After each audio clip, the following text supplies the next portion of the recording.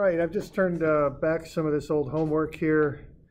All right, so this is that 3D review problem. So the one thing on this was that extra force there, or the allowable force, I guess. And you know what, I don't have that pen with me, do I? I better go get that. I'll be right back.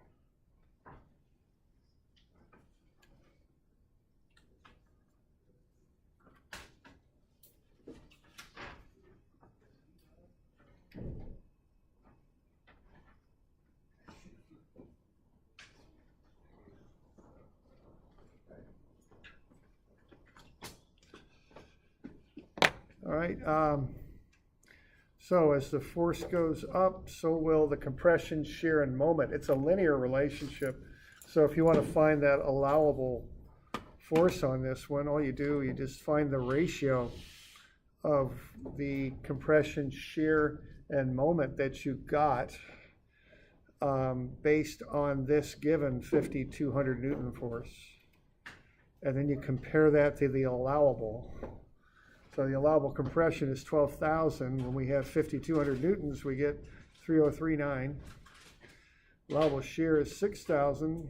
So when we have the 5,200 force, we get a shear of 4,220. And then the allowable moment is 22,000. And we, for the force of 5,200, we got a moment of 19,343. You just look at the ratio between what you got for the three different values. You compare them to their allowable values. So 12,000 to 3,039, 6,000 to 4,220, and 22,000 to 19,393. The one that governs is the smallest one. It's 1.13 right there. So what that means is you can take this force and factor it up by 1.13. You get 5,914 for the allowable force. This force will get you a moment of 22,000. When you hit that moment, you've got to stop. Okay? That's the idea. So it's a very simple linear relationship to get the allowable force. There's no real compounding factors. It's just a linear relationship. Okay?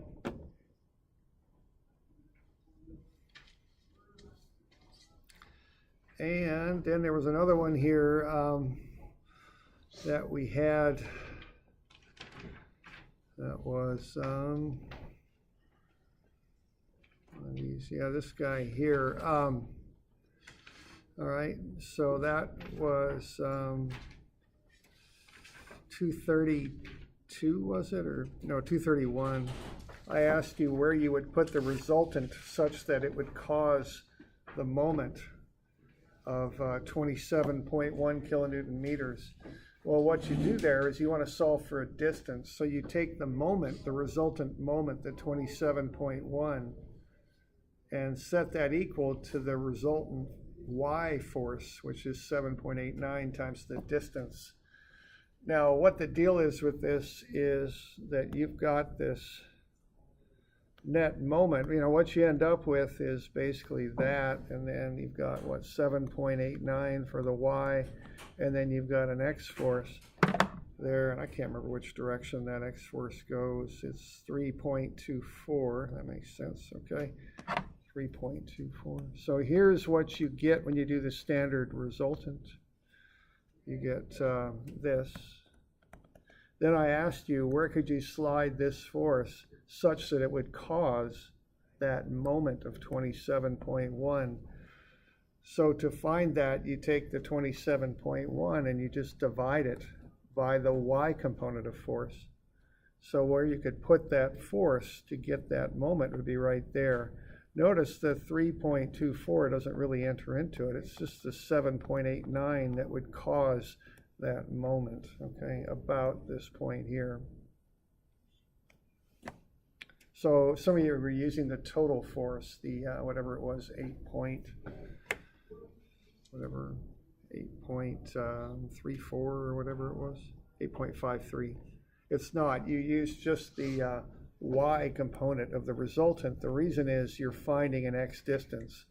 So to get the x distance, you use the y component of force. Okay.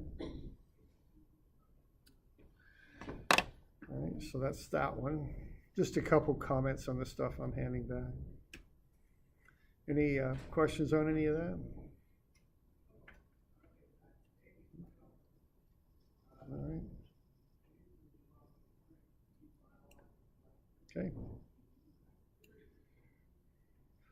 All right, you've got one homework problem due Monday.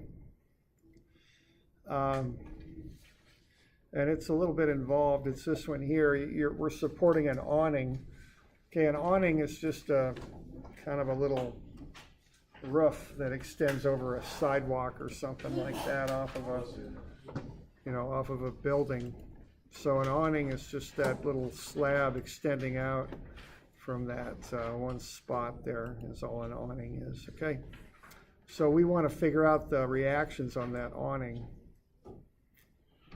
Okay. So that's a kind of pretty much a full-on 3D problem, so you have to approach it as such. Let's see. So there are some awnings. I just pulled those up on Google Images. So there they are. So what we want to do is find the reactions. We've got the cable, and then we've got the forces at the hinges. There's hinges at the wall there on this particular problem.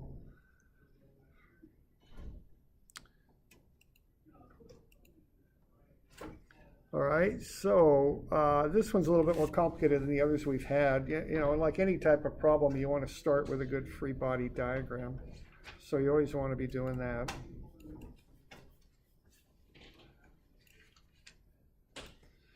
There we go. So something like that is what you'd want to generate. So you've got X, Y, and Z forces at A, X, Y, and Z forces at B. You've got the weight at the center of gravity, and then you've got the cable force at that point C. So you'd start off with that free body diagram there.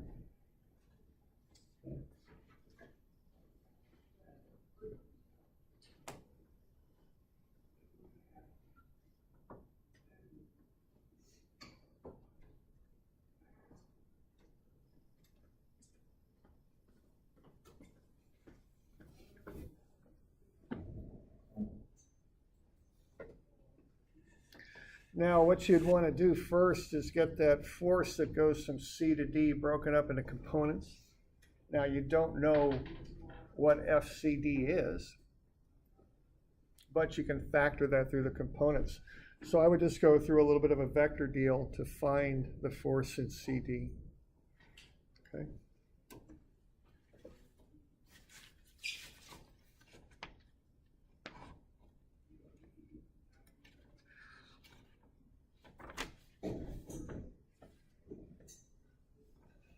All right. So I just go through that regular vector business and find FCD. That's what I would do.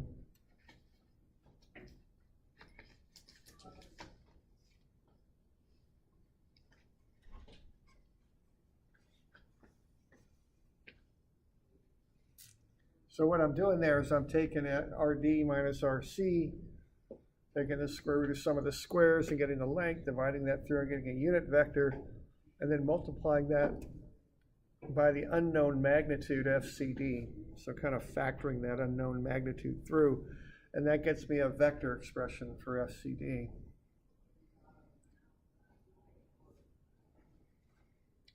Now, once you've got that, what you'd like to do with it is to start to solve for it, basically. You want to find that magnitude. That's the one force that has 3 components in it. Once you get it figured out, the others are a little a lot easier to find. But you do have to start off by getting that cable force. And what I'll notice about this is A and B are both on an axis. Of course, any 2 points are on an axis. If you join them together, you get the axis that they lie on. And so they're on axis AB, okay? AB lies on the y-axis. So if I were to work this, let's see here.